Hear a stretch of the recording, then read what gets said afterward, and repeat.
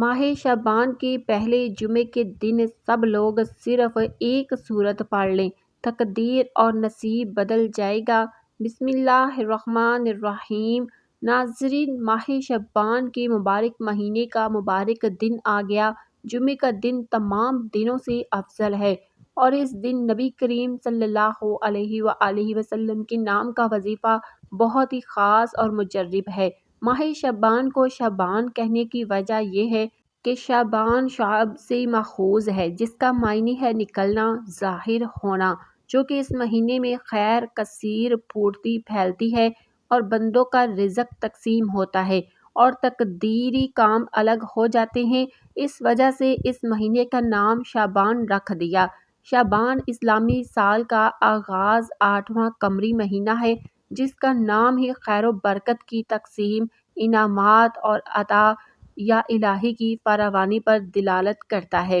حضرت انس رضی اللہ تعالیٰ عنہ سے روایت ہے، فرمایا اس ماہ کا نام شعبان اس لیے رکھا گیا کہ اس میں روزہ رکھنے والے کو شاخ در شاخ بڑھنے والی خیر و برکت میسر ہوتی ہے، حتیٰ کہ وہ جنت میں داخل ہو جاتا ہے۔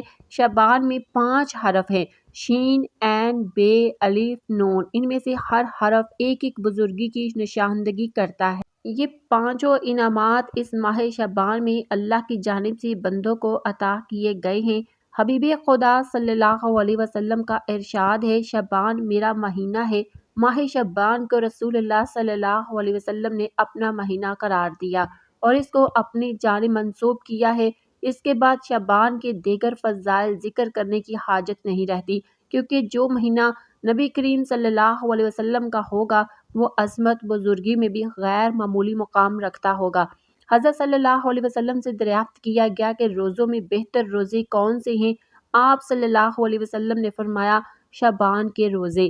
رمضان کے روزوں کی تعظیم کے لیے حضرت اسامہ بن زید رضی اللہ عنہ فرماتے ہیں کہ میں نے نبی کریم صلی اللہ علیہ وسلم سے عرض کیا، اے اللہ کے رسول، آپ شعبان کے مہینے میں جتنے روزے رکھتے ہیں میں نے آپ کو کسی اور مہینے میں اتنے روزے رکھتے نہیں دیکھا۔ آپ صلی اللہ علیہ وسلم نے فرمایا، یہ رجب اور رمضان کے درمیان وہ مہینہ ہے جس سے لوگ غافل ہو جاتے ہیں اور اسی مہینے میں بارگاہ رب العالمین میں اعمال لے جائے جاتے ہیں، تو میں یہ چاہتا ہوں جب میرے اعمال لے جائے جائیں تو میں روزے سے ہوں۔ نبی کریم صلی اللہ علیہ وسلم نے فرمایا، شعبان کی بزرگی دوسرے مہینوں پر اسی طرح ہے جس طرح مجھے تمام نبیوں پر بزرگی دی گئی ہے۔ حضرت انس بن مالک رضی اللہ عنہ سے روایت ہے کہ نبی کریم صلی اللہ علیہ وسلم کے بزرگ اصحاب شعبان کا چاند دیکھ کر قرآن کریم زیادہ پڑھا کرتے تھے۔ مسلمان اپنے مال سے زکوٰۃ بھی نکالا کرتے تھے تاکہ غریب اور مسکین لوگ فائدہ اٹھا سکیں اور ماہ رمضان کے روزے رکھنے کے لیے ان کا کوئی وسیلہ بن جائے۔ نبی کریم صلی اللہ علیہ وسلم نے فرمایا، بے شک تمہارے دنوں میں سے جمعے کا دن سب سے بہتر ہے۔ اس دن حضرت آدم علیہ السلام پیدا ہوئے اور اسی دن انہوں نے وفات پائی اور اسی دن سور پھونکا جائے گا اور اسی دن سخت آواز ظاہر ہوگی۔ بس اس دن مجھ پر کثرت سے درود بھیجا کرو، کیونکہ تمہارے درود مجھ پر پیش کیے جاتے ہیں۔ جمعے کے دن مجھ پر کثرت سے درود بھیجا کرو، کیونکہ اس دن ملائکہ حاضر ہوتے ہیں اور جو شخص مجھ پر درود بھیجتا ہے اس کے درود سے فارغ ہونے سے پہلے اس کا درود مجھے پیش کر دیا جاتا ہے۔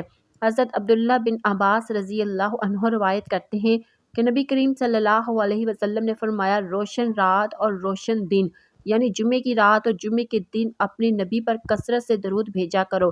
حضرت امام شافعی نے ایک بزرگ کو خواب میں دیکھا تو پوچھا، اللہ تعالیٰ نے تم سے کیا معاملہ فرمایا؟ اس بزرگ نے جواب دیا کہ مجھے بخش دیا گیا اور اعلیٰ اعزاز عطا کیا۔ سب سے بڑی چیز یہ ہوئی کہ میرا کوئی حساب کتاب نہ ہوا۔ امام صاحب نے پوچھا، وہ کیوں؟ انہوں نے جواب دیا کہ جو درود شریف میں پڑھا کرتا تھا اس کی برکت سے یہ اعلیٰ اعزاز اور مرتبہ ملا، اور وہ درود شریف یہ ہے، محمد صلی اللہ علیہ وآلہ وسلم۔ ناظرین، صبح اٹھتے ہی یہ وظیفہ پڑھ لینا۔ صبح اٹھو، کوشش کریں یہ فوراً یہ وظیفہ پڑھ لیں۔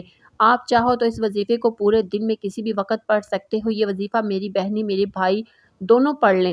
یہ وظیفہ غیبی دولت کا ایک بادشاہ وظیفہ ہے۔ اس وظیفے کو پڑھنے والا اگر چاہتا ہے کہ اسے غیب سے پیسہ مل جائے، دولت مل جائے، ان کی عزت ہو، ان کو چاروں طرف سے پیسہ آنا شروع ہو جائے، تو یہ آج کا وظیفہ غیبی دولت کا طاقتور وظیفہ ہے۔ اس وظیفے کو آپ لوگ چاہو تو اپنے گھر میں پڑھ لو، چاہو تو دکان میں پڑھ لو، آفس میں پڑھ لو، جہاں بھی چاہو پڑھ سکتے ہو، لیکن کوشش کرنی ہے کہ صبح اس وظیفے کو پڑھ لیں۔ اس وظیفے کو پڑھنے کا جو خاص وقت ہے وہ صبح کا ہے۔ اگر آپ چاہتے ہو کہ پورے دن میں آپ کو روزی ملتی رہے، رزق ملتا رہے، پیسہ ملتا رہے، رزق کی اسباب بنتے رہیں، دولت آتی رہی، آپ کے گھر میں، آپ کے کاروبار میں برکت ہو، پیسہ آنا شروع ہو جائے، تو اس وظیفے کو صبح اٹھ کر جیسے ہی اپنے بستر سے کھڑے ہو جاؤ، ہاتھ منہ دھو لو اور پڑھ لو۔ اس وظیفے سے فائدے ہی فائدے ہیں۔ یہ وظیفہ شاید آپ نے اپنی زندگی میں کبھی نہ کیا ہو۔ یہ وظیفہ آپ کو گھنٹوں بیٹھ کر نہیں پڑھنا پڑتا، منٹوں میں نہیں پڑھنا، 30-40 سیکنڈ نکالنے ہیں، آدھے منٹ کا یہ پورا عمل ہے۔ یہ خاص عمل ان کے لیے ہے جو میرے بہن بھائی پریشان حال ہیں، جو جمعے کے دن کا یہ وظیفہ لازمی پڑھ لے، جو بالکل پڑھنا بھی نہیں جانتے، جن کو ایک لفظ بھی پڑھنا نہیں آتا، وہ بھی میرے ساتھ پڑھ سکتے ہیں۔ اور جو بہن بھائی پڑھنا جانتے ہیں وہ بھی ضرور پڑھیں، کیونکہ میں آپ کو اس کو پڑھ کر بھی بتاؤں گی تاکہ پڑھتے وقت غلطی نہ ہو۔ اللہ والو تقدیر کو اگر فوری طور پر بدلنا چاہتے ہو تو یہ ویڈیو آپ نے بالکل بھی سکپ نہیں کرنی۔ آپ کی انشاءاللہ بڑی سے بڑی حاجت، بڑی سے بڑی مراد ایک دن کے اندر آپ کی حاجتیں پوری ہوں گی، آپ کی پریشانی بھی دور ہوگی اللہ پاک کے حکم سے۔ ایک مرتبہ صحابی رسول حضرت ابو ذر مسجد نبوی میں آئے۔ اس وقت نبی کریم صلی اللہ علیہ وسلم کے پاس جبرائیل آئے ہوئے تھے۔ جبرائیل نے کہا یا رسول اللہ، ابو ذر آئے ہوئے ہیں۔ سرکار دو عالم نے دریافت فرمایا کہ اے جبرائیل، کیا تم ابو ذر کو پہچانتے ہو؟ جبرائیل نے عرض کیا کہ یا رسول اللہ، ابو ذر آسمانوں میں زمین کی نسبت زیادہ مقبول ہیں، ان کے 3 اعمال خداوند کو پسند آ گئے ہیں، ایک تو انکساری، دوسرا سورۃ اخلاص کی کثرت سے تلاوت کرنا، اور تیسرا حد سے زیادہ درود پاک پڑھنا۔ ناظرین، پہلے تو آپ لوگ اس ویڈیو کو مکمل دیکھ لیں، اس وظیفے کو آپ لوگ کہیں نوٹ کر لو۔ یہ وظیفہ اتنا آسان ہے کہ آپ لوگ اپنے دماغ میں بٹھا سکتے ہیں۔ ویڈیو دیکھتے ہی آپ کو اس وظیفے کی مکمل سمجھ آ جائے گی۔ بالکل آسان سا وظیفہ ہے، کوئی چھوٹا بچہ بھی پڑھنا چاہے تو وہ بھی بڑی آسانی سے اس وظیفے کو پڑھ سکتا ہے، کیونکہ یہ کوئی مشکل وظیفہ نہیں ہے۔ ناظرین، جمعے کے دن کا یہ وظیفہ اگر آپ کسی بھی وقت کی نماز کے بعد پڑھنا چاہے تو پڑھ سکتے ہیں۔ صبح کے وقت اگر آپ کے پاس وقت نہیں تو آپ ظہر، عصر، مغرب، عشاء کی نماز کے بعد بھی پڑھ سکتے ہیں۔ صرف 40-50 سیکنڈ کا یا زیادہ سے زیادہ 1 منٹ کا آپ نے وقت نکال لینا ہے، اطمینان سے بیٹھ جانا ہے، خاموشی سے ایک طرف وظیفہ پڑھتے وقت کسی سے بات چیت نہیں کرنی۔ ان چیزوں کا آپ نے بہت زیادہ دھیان رکھنا ہے۔ ایسا نہیں کہ آپ وظیفہ پڑھ رہے ہوں، ساتھ میں آپ لوگ ناشتہ کر رہے ہوں، لوگوں سے باتیں کر رہے ہوں یا فون پہ باتیں کر رہے ہوں۔ ایسا ہرگز نہیں، پوری توجہ سے، پورے دل سے اللہ پاک کی ذات پر یقین کرتے ہوئے آپ کو یہ وظیفہ پڑھنا ہے۔ اللہ والو، آپ نے سب سے پہلے 1 مرتبہ درود پاک پڑھ لینا ہے۔ صرف 1 مرتبہ کوئی سا بھی درود پاک آپ پڑھ سکتے ہیں۔ درود ابراہیمی پڑھ لے، صلی اللہ علیہ وآلہ وسلم پڑھ لے، صلی اللہ علی محمد پڑھ لے، جو درود پاک پڑھنا ہو آپ لوگ 1 مرتبہ درود پاک پڑھ کے اس وظیفے کو پڑھنا شروع کر دیں۔ درود پاک پڑھنے کے بعد آپ نے اس وظیفے کو کرنا ہے۔ یہ صرف 3 سیکنڈ کا پورا عمل ہے۔ اس میں 3 وظائف پڑھنے ہیں، تینوں وظائف بڑے آسان ہیں اور تینوں الگ الگ پڑھنے ہیں، بالکل مختصر سے وظائف ہیں۔ میرے بھائیوں، آپ کو بتانے کا مقصد صرف یہ ہے کہ آپ کو اچھے طریقے سے سمجھ آ سکے۔ پہلے نمبر پر جو وظیفہ پڑھنا ہے وہ میں آپ کو پڑھ کر بتاتی ہوں۔ آپ نے بہت بار اس وظیفے کو سنا بھی ہوگا، پڑھا بھی ہوگا۔ یہ اللہ پاک کا ایک بابرکت صفاتی نام ہے، یا نافع، یا نافع۔ ناظرین، جب آپ یہ وظیفہ کریں گے انشاءاللہ پورا دن آپ کا ایسے ہی گزرے گا کہ آپ کی زندگی میں خوشیاں آ جائیں گی، آپ کی زندگی میں بہاریں آ جائیں گی۔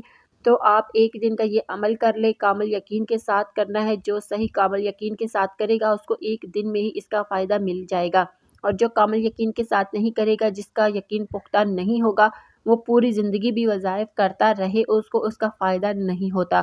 تو بات ہوتی ہے یقین کی۔ ناظرین، 1 مرتبہ درود پاک پڑھ لینا ہے اور اس کے بعد اللہ پاک کا مبارک نام یا نافع، یا نافع صرف 11 مرتبہ پڑھنا ہے۔ زیادہ ٹائم نہیں لگے گا، آپ کا صرف 11 سیکنڈ میں یہ وظیفہ مکمل ہو جاتا ہے، اور یہ 3 وظائف ہے۔ پہلا تو وظیفہ آپ کو بتا دیا، آپ نے پڑھنا ہے یا نافع۔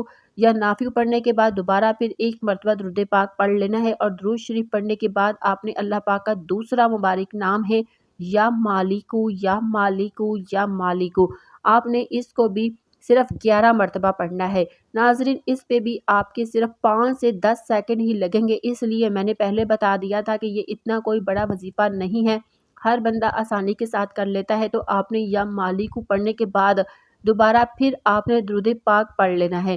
درود پاک پڑھنے کے بعد آپ نے 1 سیکنڈ کا وقفہ دینا ہے۔ اب آپ عمل کو پورا سمجھ لیجئے، جہاں پہ بھی آپ کو سمجھ نہ لگے آپ ویڈیو کو دوبارہ دیکھ لیں، ایک دفعہ اس عمل کو سمجھ لیں۔ ایک بار جب آپ اس عمل کو کر لیں گے، اس کے بعد آپ سارا دن دیکھیں گے بگڑے کام سنورنا شروع ہو جائیں گے، آپ کے اوپر لاکھوں کروڑوں کا قرض بھی ہوگا تو اللہ کے حکم سے ایسی غیبی مدد آپ کو مل جائے گی کہ آپ کی نسلیں سنور جائیں گی۔ چاہے تو وہ قرض دار آپ کو قرض معاف کر دے، یا آپ کو اتنی دولت مل جائے گی کہ آپ آسانی کے ساتھ قرض ادا کر سکیں گے۔